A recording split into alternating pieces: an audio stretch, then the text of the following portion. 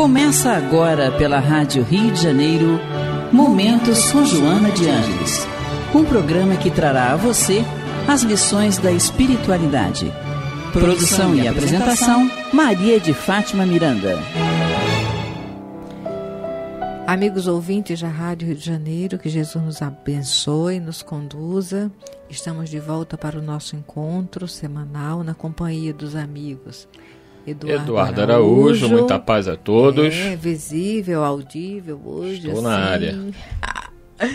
E Renato Souza. Vamos lá, Renato. Jesus nos conduza. Dessa vez foi minha vez. Tem uma mensagem do Dr. Bezerra que ele fala isso, né, Eduardo? Que Jesus nos conduza. Pois é.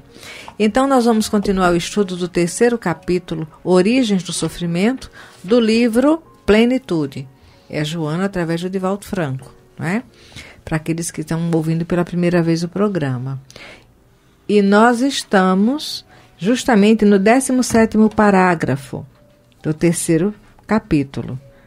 Eduardo, quer fazer a leitura? Não, vou dar essa honra a Renato Souza para poupar minha voz. Eu estou quase ficando sem voz. Aproveita. Voz forte, bonita de Renato Souza. Bora lá. Continua Joana de Ângeles dizendo assim, então. A eleição de certas injunções mais difíceis no processo evolutivo representa um ato de sabedoria, tendo-se em vista a rapidez da existência corporal e os benefícios auferidos que são de duração ilimitada. Ela estabelece aqui, né, uma relação entre o tempo da existência corporal, que tem um tempo realmente, né, um prazo pré-determinado, né, e os benefícios que você pode aferir nesse breve instante em que você passa pela carne, que é uma necessidade do espírito para reaver situações pelas quais ele deixou para trás, que precisariam ser resolvidas. Ou seja, nós somos uma espécie de imã, né? Nós vamos atraindo para nós as necessidades daquilo que precisamos passar, precisamos resolver. Dentro desse curto espaço de tempo, né, Miranda? Sim.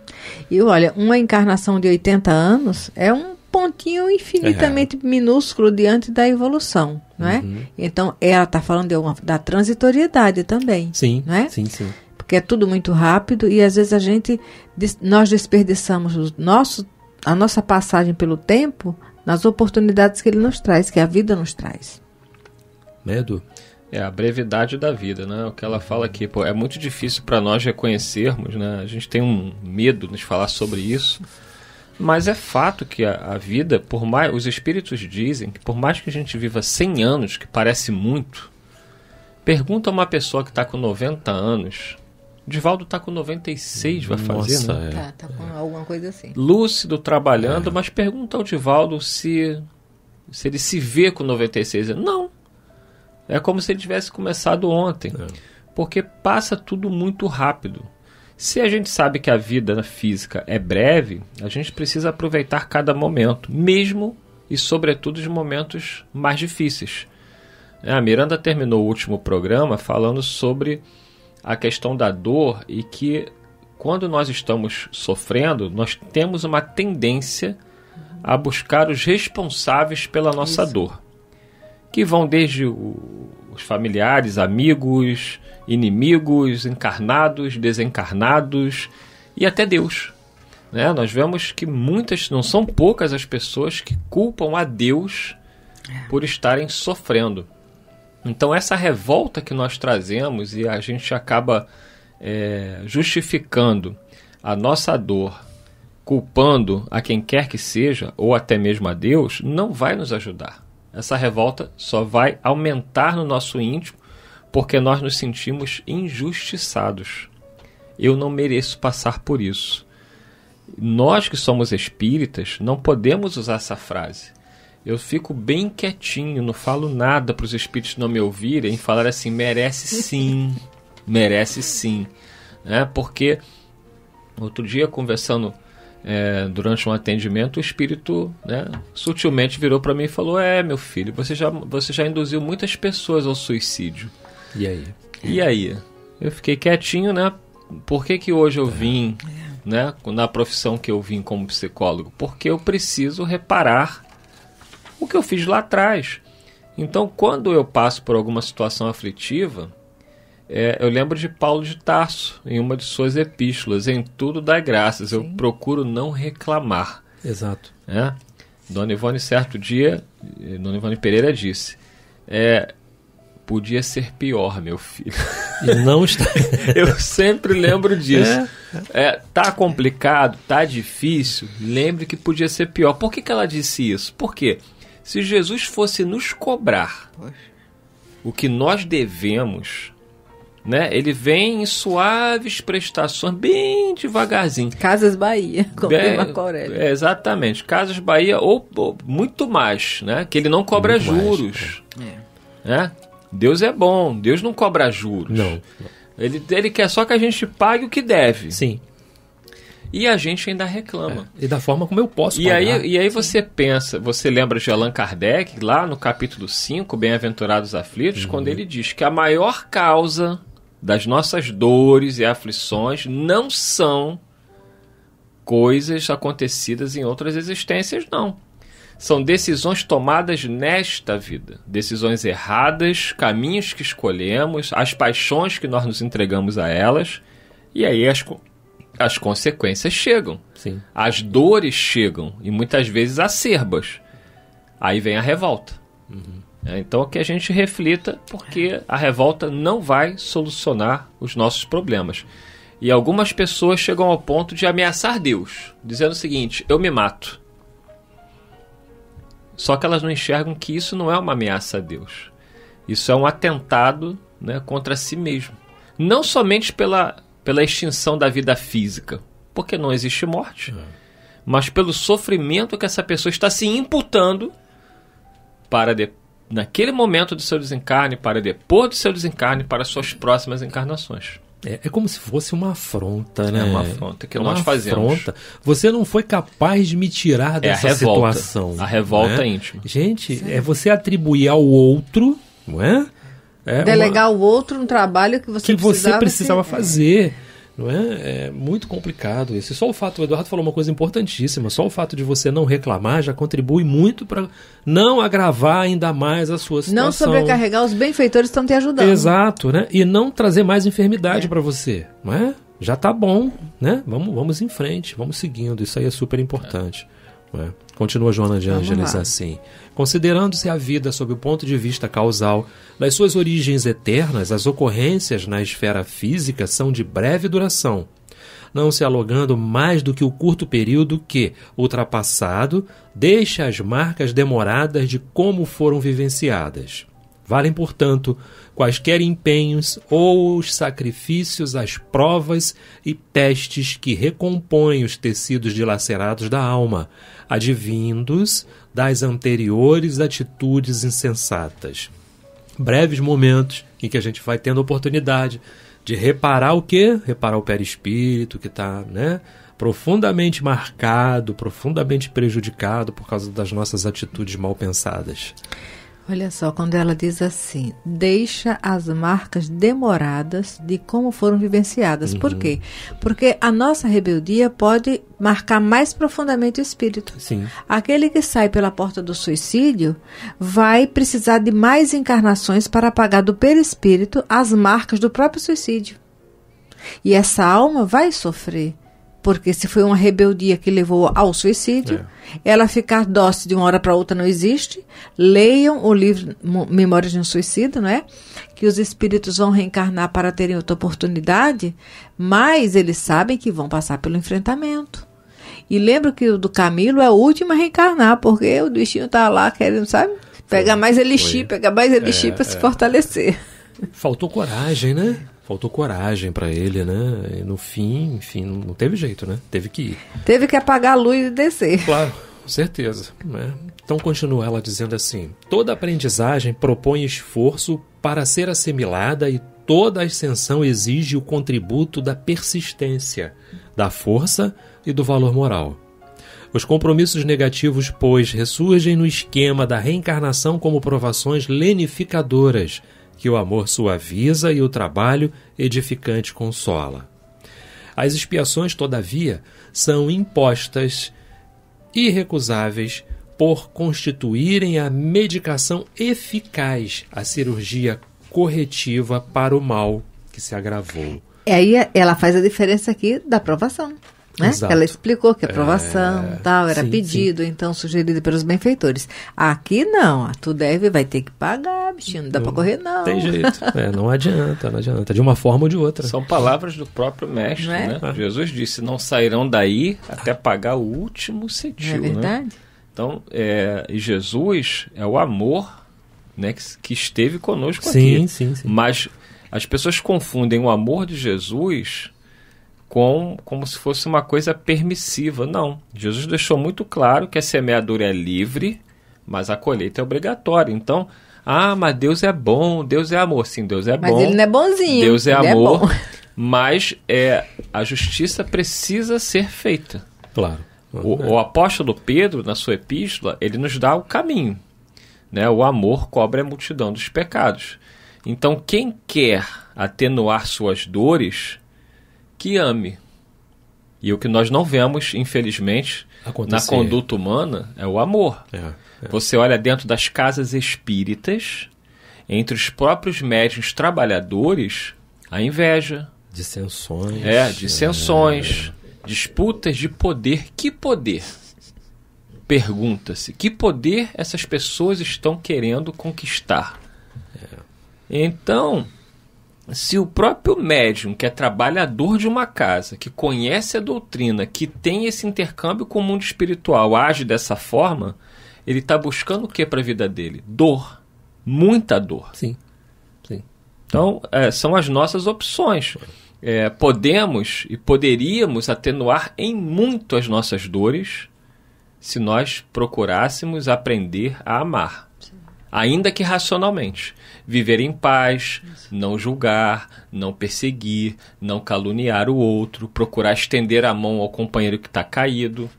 Mas, infelizmente, nós optamos sempre, ainda, pelo caminho equivocado. Infelizmente, né? É uma falência que não estava no teu script.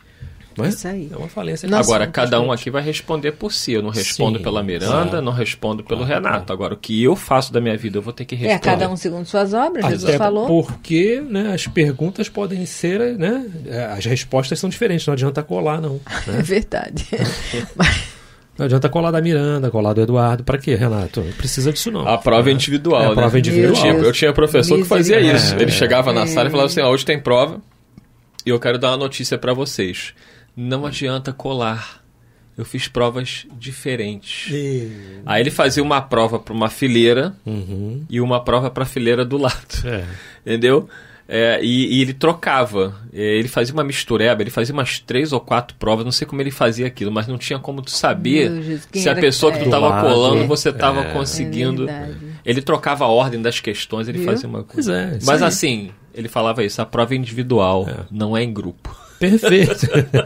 Perfeito, é isso mesmo. Agora Jesus, já nós citamos, ele que é o nosso mestre, não é? E nisso ele é o nosso educador, ele é o representante divino para nós, porque ele é guia modelo, mas também é o mestre. Foi o título que ele aceitou que os homens deram, não é? Ele permite que seja dessa forma porque ele conhece o nosso potencial. Jesus, ele não subestima a nossa capacidade de filhos de Deus. Ele até identifica nossa rebeldia, nossa vulnerabilidade, ele respeita nosso livre-arbítrio, ele não nos violenta, mas ele percebe a quantas andamos e o que pode sair dali. É nisso que, olhando Saulo foi o vaso escolhido, porque ele via a maneira arrogante, prepotente, né, do Saulo, mas ele sabia as reservas morais do Saulo. Ele sabia que Saulo estava agindo daquela forma porque ele desconhecia em sentimento a lei divina. Aliás, ele era fiel a Moisés. Estevão já tinha dito isso. Quando morrendo nos braços da sua irmã Abigail, ele olha para Paulo e diz: Saulo é um homem bom. Defendeu Moisés até o fim. Quando conhecer Jesus, fará o mesmo. Entendeu? E ele não estava errado. Não, porque ele quis dizer assim, essa fidelidade que ele tem a Moisés, ele vai transferir para Jesus. Não é? Sim.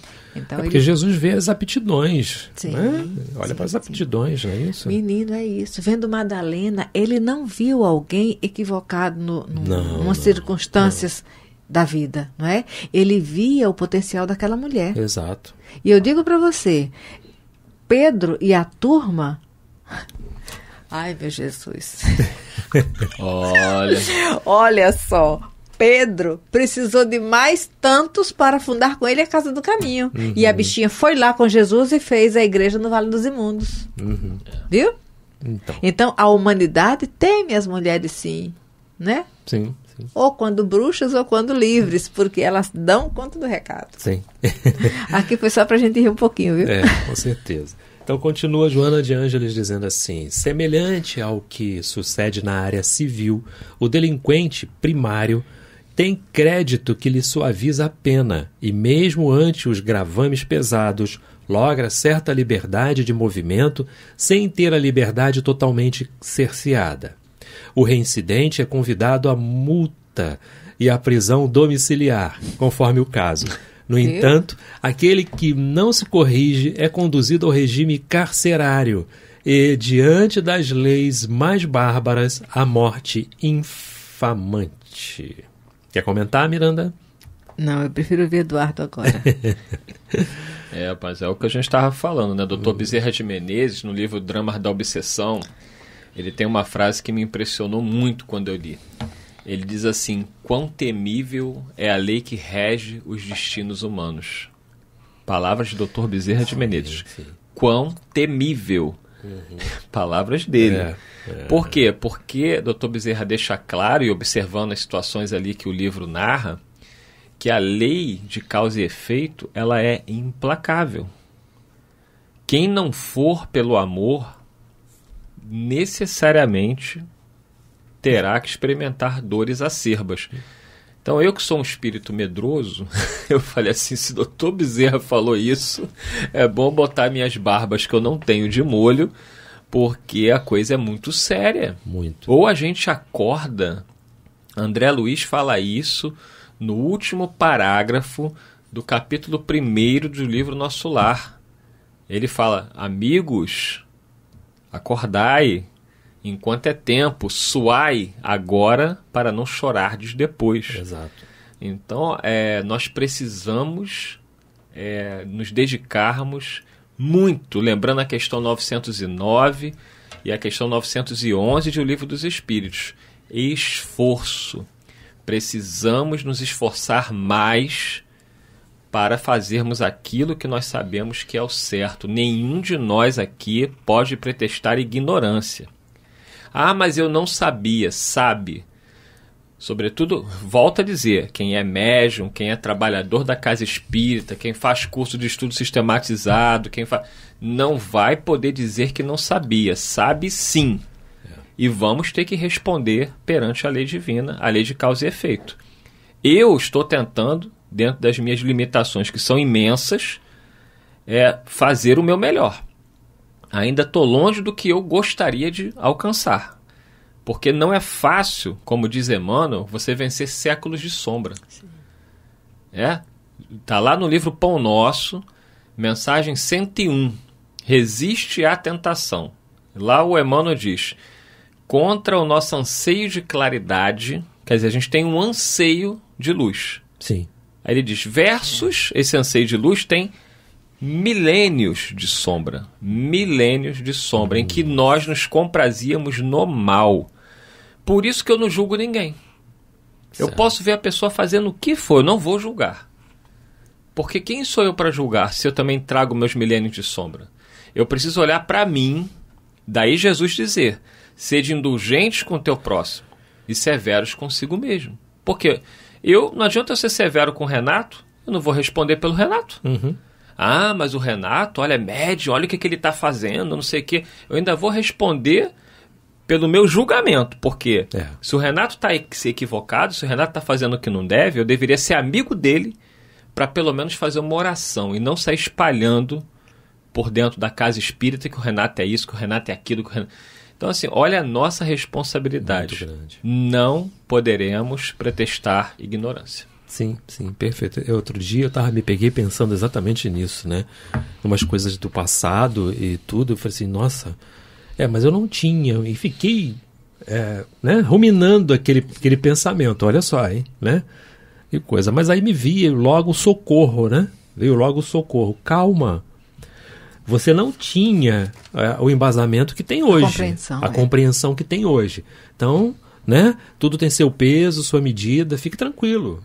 Segue em frente. Aí tem um detalhe. Esse não julgar não significa que nós devamos embarcar na doença do outro. Não. Não é? Nós não vamos julgar, mas se nós aprendemos uns com os outros, o nosso senso de discernimento vai nos convidar a fazer uma análise daquilo que está ali e saber como lidar diante daquela circunstância, sem expor mais ainda o outro, mas sem se deixar dominar pela enfermidade. É interessante, o Carlos Torres Pastorino, ele tem uma página, que agora eu lembrei, no livro Sugestões Oportunas, que o título da página é Atender sem Descer. Ele é muito feliz na abordagem, quando ele nos mostra isso. Porque Jesus, diante de nós, ele não nos julgou, mas ele fez a avaliação íntima de cada um para que ele pudesse ser o médico de cada um. Certo. Né? É tipo uma anamnese e uma avaliação das dificuldades. Continua Joana de Ângeles assim. Guardadas as proporções, nos primeiros casos, o infrator espiritual é conduzido a provações, enquanto que, na última hipótese, a expiação rigorosa. Porque o amor de Deus vige em todas as suas leis, mais justas do que as dos homens, seja qual for o crime. Elas objetivam reeducar e conquistar o revel, não o matando, né? Isto é, não extinguindo. Jamais intentam vingar-se do alucinado. Antes buscam recuperá-lo, porque todos são passíveis de reabilitação. Isso é uma esperança para todos nós. Graças a Deus que é assim. Graças a Deus que é assim. Acho que eu estou buscando a minha reabilitação. Isso mesmo. Mas aqui é muito interessante, porque a gente pensa o seguinte, fulano ama, eu amo, é o meu pai, é a minha mãe, é a minha irmã, é o meu filho. É o meu amigo. Ele tem chance de reabilitar, então não sou eu que vai dificultar. Olha, não devemos nunca dificultar o esforço de progresso do outro, mas nós não devemos delegar ao outro recursos que ele não tem ainda maturidade para usá-los, não é? Visando com isso dar a ele outra chance. Porque as chances nós devemos dar e a vida vai dar, mas a chance vai ser gradativa e pertinente àquilo que o outro já pode aproveitar. Né? Por isso que a gente vê Jesus falando assim, para não darmos pérolas aos porcos, sem desrespeitar o porco, mas sabendo que ele não daria uma boa utilidade à pérola. Sim. Não é isso? Sim, sim. Eu estou colocando assim porque esse parágrafo dela, gente, o delinquente primário, ele tem o crédito que lhe suaviza a pena. Mas, né, nós vamos encontrar o reincidente é convidado à multa e à prisão domiciliar e de repente com uma tornozeleira fluídica. Perfeito. Sendo rastreado por onde anda. E no último caso, que já é um cárcere mais complicado. Perfeito. Nós estávamos num estudo, rapidamente, no sábado, né, lá no Bezerra, em que surgiu esse assunto da questão da coisa muito grave, né? A gente tem o furto, né? A gente chega ao limite, mas a maioria das pessoas praticam o furto, sim, roubam com uma palavra a chance do outro ser feliz, né? Enfim, tudo isso. Então, tudo isso vai ser visto, sem dúvida, perante a lei. Todos nós né? somos, de alguma forma, delinquentes. Com certeza, né? Então, acabou, Miranda. Estamos chegando ao final de mais um programa. Agradecemos a Jesus, né? E que Deus nos conduza. E que não haja prantos e ranger de dentes, Pois porque a lei é implacável. Jesus disse, para aqueles que não cumprirem com a vontade do Pai, haverá prantos e ranger de dentes, mas o amor prevalece. Perfeito. E um dia, como diz aqui a Joana, iremos buscar a nossa reabilitação. Libertação Muita pelo amor. paz a todos. Que Até o Jesus próximo nos programa. conduza. Vamos lá. A Rádio Rio de Janeiro apresentou Momentos com Joana de Ângeles, um encontro com as lições da espiritualidade. Produção e apresentação, Maria de Fátima Miranda.